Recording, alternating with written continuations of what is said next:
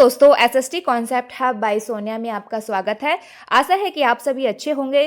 तो दोस्तों, हमने क्लास 6 के 6 चैप्टर कंप्लीट कर लिए हैं। अगर आपको 6 चैप्टर की वीडियो चाहिए तो चैनल को सब्सक्राइब कर लें ताकि आपका एक भी चैप्टर मिस ना हो और सारी वीडियोस आप आसानी से देख सके। तो आज हम चैप्टर 7 पढ़ेंगे।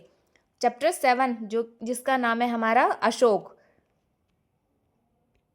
अशोक एक अनोखा सम्राट जिसने युद्ध का त्याग किया। तो देखिए, हम जो आज हमारे चैप्टर 7 का नाम है अशोक है, एक अनोखा सम्राट था जिसने युद्ध का त्याग किया। तो बच्चों, अगर आप कोई गेम जीत जाते हो तो आपको खुशी होती है, लेकिन क्या आपने कभी किसी ऐसे राजा के बारे में सुना है जो एक बहुत बड़ी लड़ाई जीतने के बाद खुश नहीं हुए बल्कि उदास हो गए और उसने कसम खा ली कि वो जिंदगी में कभी दोबारा युद्ध नहीं करेगा। आज हम पढ़ेंगे कक्षा 6 का चैप्टर 7, जहां हम मिलेंगे महान सम्राट अशोक से और जानेंगे उनके इस फैसले के पीछे की हैरान करने वाली कहानी। तो उसको जानने से पहले हम जो हर किसी चैप्टर के स्टार्टिंग में एक छोटा सा ये कहानी का सार दिया होता है, इसको हम पढ़ेंगे। रोशन के रुपये। जन्मदिन पर रोशन को दादाजी से कड़क नोट मिले। उसने उन्हें अपने हाथ में दबा रखा था। उसे एक नया सीढ़ी खरीदने का बहुत मन था, लेकिन साथ ही वह बिल्कुल नए कड़क नोटों को देखना और छूकर महसूस करना चाहती थी। तभी उसने पाया कि सभी नोटों में दाहिनी तरफ गांधी जी का मुस्कुराता चेहरा बना हुआ है और बाईं तरफ छोटे छोटे शेर चित्रित है। उसने सोचा, आखिर यहाँ शेर क्यों बने हुए हैं। तो देखिए, हम इसको पढ़ेंगे, ये शेर क्यों बने हुए होते हैं नोट पर।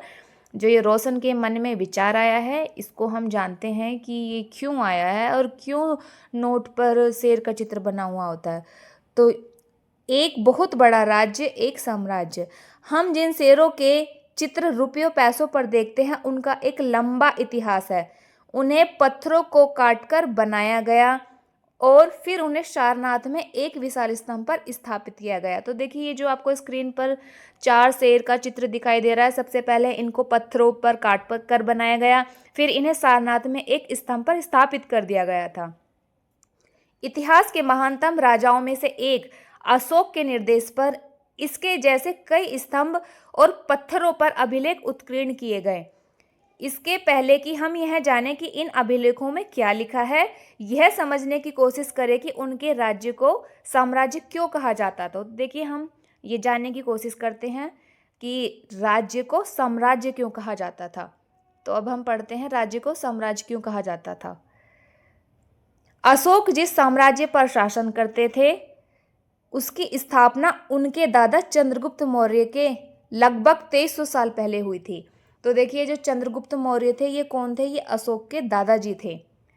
चाणक्य या कौटिल्य नाम के एक बुद्धिमान व्यक्ति ने चंद्रगुप्त की सहायता की थी। देखिए, चाणक्य और कौटिल्य का नाम तो आप सभी ने सुना होगा, कितने विद्वान बुद्धिमान व्यक्ति थे। तो इन्होंने क्या किया था? चंद्रगुप्त की सहायता से, इनके बुद्धिमान व्यक्ति ने चंद्रगुप्त की सहायता की थी। चाणक्य ने कई विचार हमें अर्थशास्त्र नाम की किताब में मिलते हैं। तो देखिए, जो चाणक्य है, इनके जो हमें कई विचार हैं वो कहाँ मिलते हैं? हमें अर्थशास्त्र में मिलते हैं। अब ये देखिए, हम ये वंश पढ़ लेते हैं। ये वंश क्या है? जब एक ही परिवार के कई सदस्य एक के बाद एक राजा बनते हैं, उन्हें एक ही वंश का कहा जाता है। मौर्य वंश में 3 महत्वपूर्ण राजा थे। तो देखिए, ये पीढ़ी दर पीढ़ी वंश चलता रहता है। जैसे पहले कोई बेटे का दादा था, राजा बना था, फिर उसका जो पिता था वो बनेगा, फिर उसका जो बेटा होगा वो राजा बनेगा। तो ऐसे ही पीढ़ी दर पीढ़ी ये राजा बनते रहते थे। तो ये जो मौर्य वंश थे, इसमें भी 3 महत्वपूर्ण राजा थे। वो कौन कौन से महत्वपूर्ण राजा थे? चंद्रगुप्त, बिंदुसार और अशोक। तो सबसे पहले जो थे राजा, वो थे चंद्रगुप्त। चंद्रगुप्त का बेटा कौन था? बिंदुसार। और बिंदुसार के बाद जो राजा बने वो कौन थे? अशोक। तो पीढ़ी दर पीढ़ी इनका ऐसी वंश चलता रहता था, इसी को वंश कहा जाता है। अब हम नेक्स्ट पढ़ते हैं। साम्राज्य में बहुत से नगर थे। इन्हें साम्राज्य की राजधानी पाटलिपुत्र, उज्जैन और तक्षशिला जैसे नगर प्रमुख थे।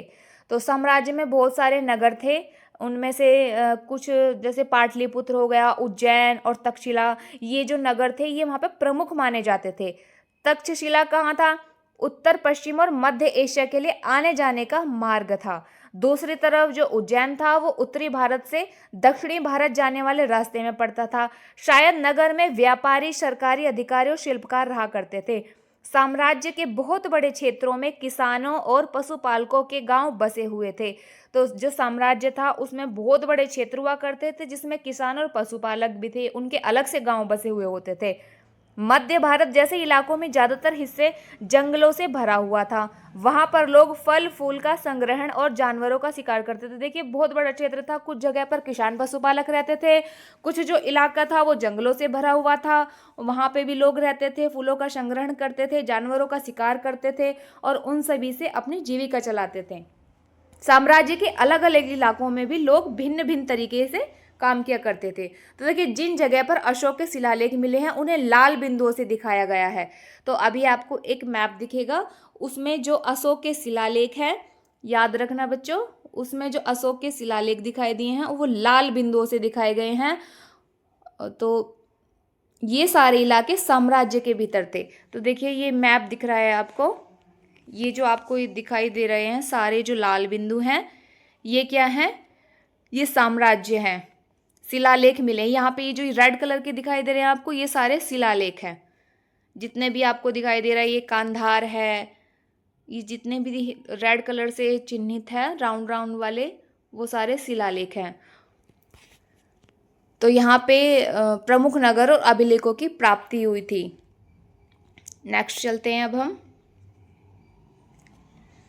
यहाँ पर जो लोग हैं वो भाषाएं बोलते थे, भिन्न भिन्न भाषाएं होती थी। वे लोग शायद अलग अलग प्रकार का भोजन करते थे और यहाँ तक कि अलग अलग किस्म की पोशाकें भी पहनते थे। जो देखिए यहाँ पे बहुत बड़े क्षेत्र होते थे, वहाँ पे अलग तरीके के लोग रहते थे, वो शायद भाषाएं भी बोलते थे, अलग अलग प्रकार का भोजन भी करते थे, अलग अलग तरीके के कपड़े भी पहनते थे। फिर उसके बाद हम देखते हैं राज्य साम्राज्य से कैसे भिन्न है। तो देखिए राज्य और साम्राज्य ये दो चीज हैं। तो हम देखते हैं कि राज्य और साम्राज्य कैसे भिन्न है एक दूसरे से।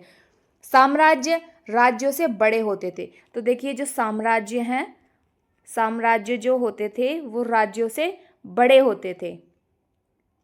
तो बड़े कैसे होते थे अब हम देखते हैं इसमें, क्योंकि उनकी साम्राज्य बड़े होते थे, उनकी रक्षा के लिए बड़ी सेनाओं की ज़रूरत होती थी। तो देखिए जो ये साम्राज्य होते थे इनके लिए सैनिक अधिक चाहिए होते थे।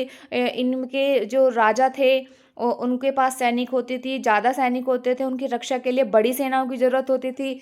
इसलिए सम्राटों को राजाओं की तुलना में ज़्यादा संसाधनों की ज़रूरत थी। तो देखिए साम्राज्य जो था इसमें सम्राट हुआ करते थे, उनको राजाओं की तुलना में राज्य में राजा हुआ करते थे, साम्राज्य में सम्राट हुआ करते थे। तो इनको सम्राटों को क्या होता था, राजाओं की तुलना में ज़्यादा संसाधन की ज़रूरत होती थी। इसी कारण उन्हें बड़ी संख्या में कर इकट्ठा करने वाले अधिकारियों की ज़रूरत होती थी। तो साम्राज्य का प्रशासन कैसा होता था अब हम इसे देखते हैं। साम्राज्य में भी प्रशासन हुआ करता था, वो कैसा होता था।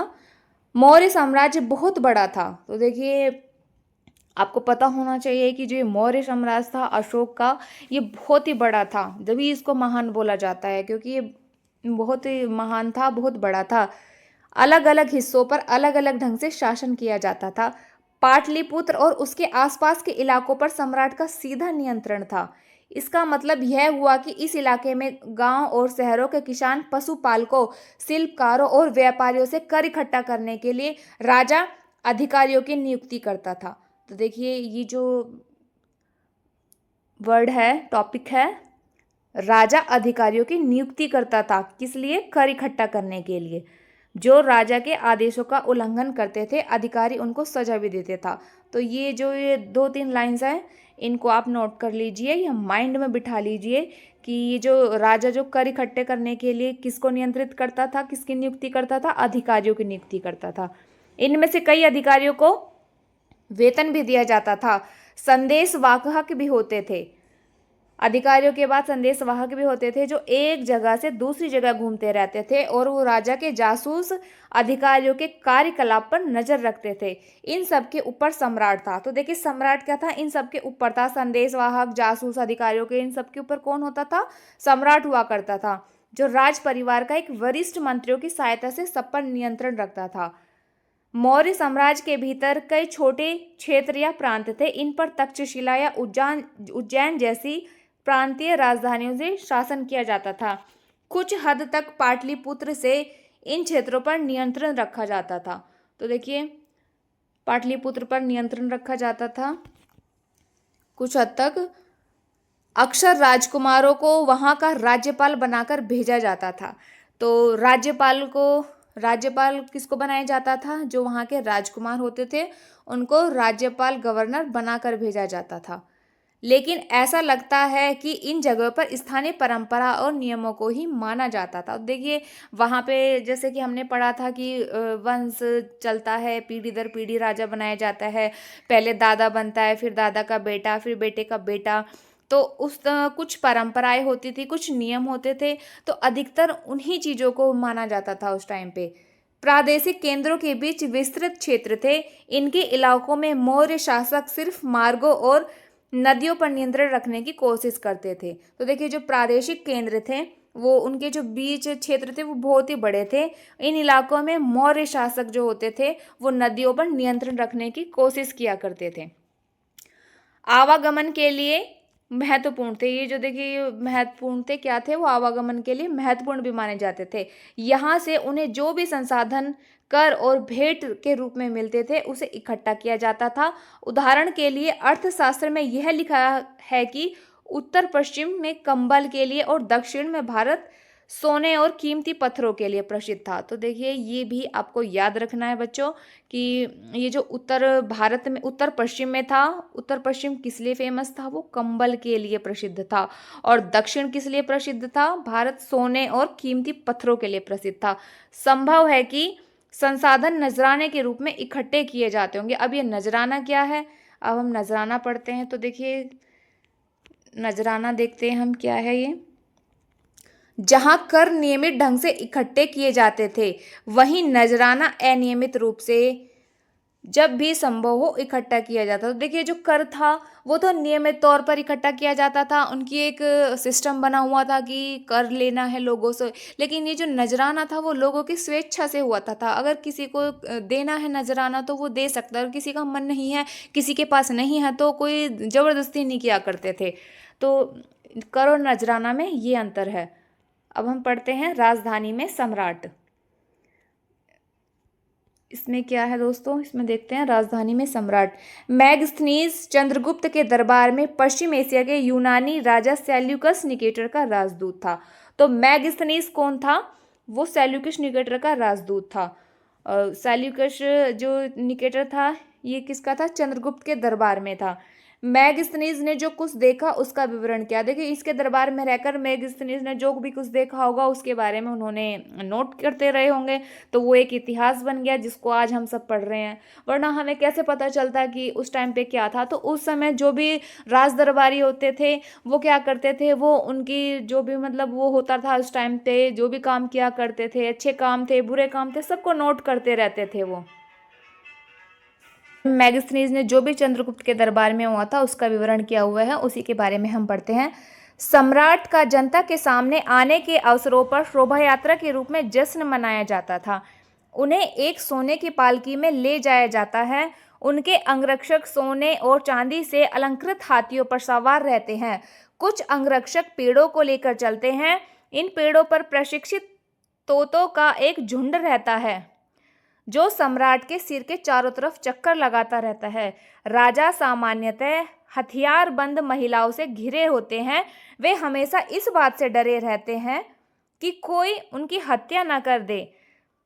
उनका खाना खाने से पहले खास नौकर उस खाने को चखते हैं। वे लगातार 2 रात एक ही कमरे में नहीं सोते हैं। तो ये सारा जो वर्णन है ये मैगस्थनीज ने किया हुआ है। और अब इसमें पाटलिपुत्र के बारे में भी उन्होंने कुछ कहा है। पाटलिपुत्र जो आधुनिक पटना में स्थित है, यह एक विशाल और खूबसूरत नगर है। यह एक विशाल प्राचीर से घिरा है। इसमें 570 बुर्ज और 64 द्वार है। जो 3 मंजिल वाले घर लकड़ी और कच्ची ईंटों से बने हैं। राजा का महल भी काठ से बना है जिसे पत्थर की नक्काशी से अलंकृत किया गया है। यह चारों तरफ से उद्यानों और चिड़ियों के लिए बने बसेरों से घिरा हुआ है। तो देखिए, ये सब मैगस्थनीज ने किया हुआ था वर्णन।